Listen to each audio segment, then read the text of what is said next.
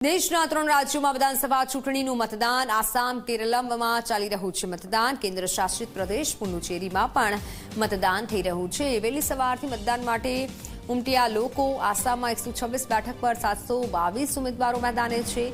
કેરળમાં 140 બેઠક પર મતદાન થઈ રહ્યું છે પુડુચેરીમાં 9.50 લાખ મતદારો મતદાન કરશે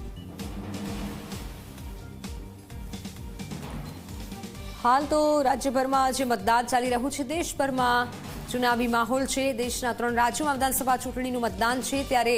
આસામ કેરળ અને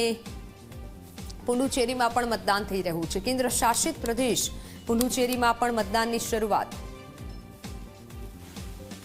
આપ જુઓ આ અનોખા જે દ્રશ્ય સામે આવ્યા છે કે જ્યાં મતદારોનું સ્વાગત કરવા માટે રોબોટ મૂકવામાં આવ્યો છે અને રોબોટને ટ્રેડિશનલ સાડી પહેરવામાં આવી છે અને